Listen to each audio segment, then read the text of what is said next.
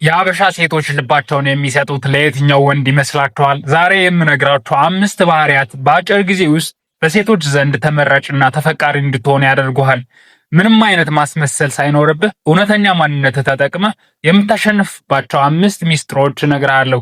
እስከ መጨረሻው ተከታተለኝ። አንደኛ፣ ጨዋነትና ሰው አክባሪ።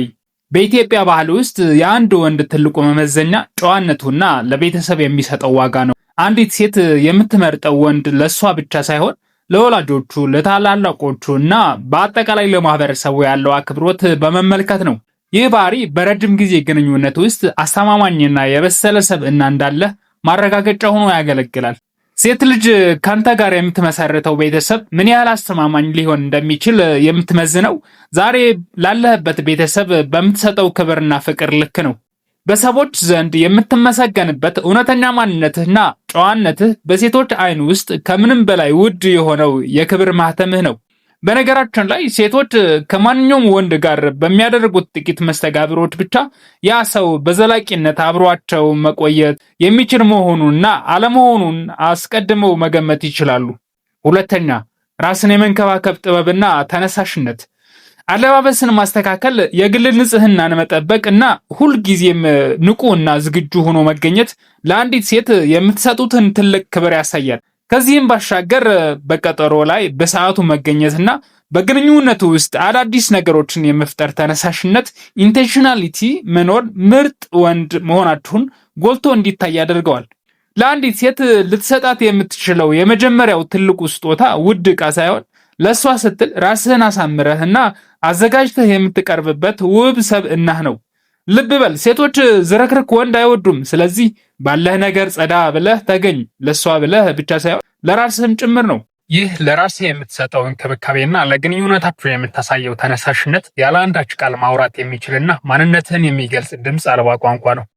በአለባበስ ውስጥ የሚታየው ስርዓትና የምታሳየው የፈጠራ አቅም በሴት ልጅ አይን ውስጥ እንደ ተራ ወንድ ሳይሆን ሕይወቷን በልበ ሙሉነት የምትመራበት ጠንካራ መሪ አድርጎ ያሳይሃል። ሴቶች ለየት ያለ የህይወት ዘዴ ዩኒክ ላይፍ ስታይል ያለው ወንድ አብዝተው ይወዳሉ። ስለዚህ ተራ ወንድ ኤቨሬጅ ጋር አትሁን። ሶስተኛ፣ የስሜት ብስለትና አድማጭነት። ሴቶች ሀሳባቸውን ያለምንም ፍርሃት በነፃነት የሚያካፍሉትን ወንድ ይወዳሉ። ችግር ሲያጋጥማት ወዲያውኑ መፍትሄ ለመፈለግ ከመጣደፍ ይልቅ ስሜቷን በጥሞና የሚያዳምጥ፣ የሚረዳና የደህንነት ስሜትን የሚፈጥርላት የስሜት ብስለት ኢሞሽናል ኢንተለጀንስ ያለው ወንድ ሁልጊዜ ምርጫዋ ነው። ቁንጅናዋን ብቻ ሳይሆን ውስጣዊ ድካሟን፣ ጭንቀቷን ተረድተህ ማዕበል የበዛበትን ቀኗን በረጋ መንፈስ የምታሳርፍላት እውነተኛ መጠለያዋ መሆን መቻል አለብህ። የቁም ነገረኛ ሴት ልብ የምትማርከው በድምፅህ ውበት፣ በምላስህ ፍጥነት ሳይሆን በቃላትህ ጥራትና እርሷን ያለምንም ቅድመ ሁኔታ ሙሉ ሰብዕናዋን ተቀብለህ በምታሳያት ክብር ነው። ምክንያቱም ሴቶች ነፍሳቸውን ለሚረዳው እርጋታና እውነተኛ ፍቅር ልባቸው ይከፍታሉ። አራተኛ፣ በራስ መተማመን። ሴት ልጅ ግብና ራዕይ ያለውን በራሱ የሚተማመን ጠንካራ ወንድ ትፈልጋለች።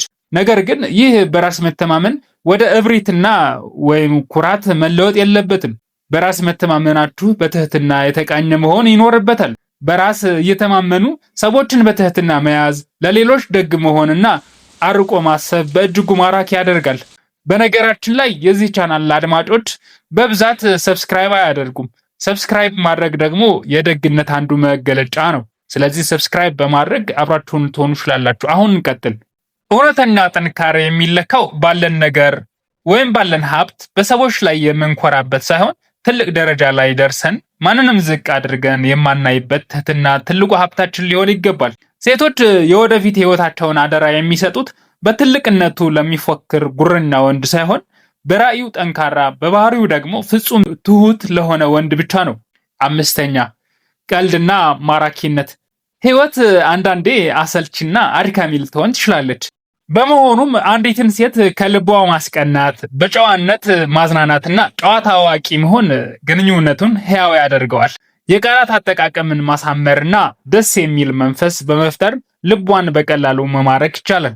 በፈገግታ የታጀበ ጣፋጭ ጨዋታ ካለችበት የህይወት ውጥረት ውስጥ አውጥቶ አንተ አጠገብ ስትሆን ብቻ ፍጹም ሰላምና ደስታ እንዲሰማት ያደርጋል። ጨዋታ አዋቂ ማለት ድንበር ማለፍ ሳይሆን ክብሯን ጠብቀህ በምታቀርባቸው ውብና በጨዋነት የተሞሉ ቀልዶችህ ልቧን በደስታ መክፈት ይችላሉ።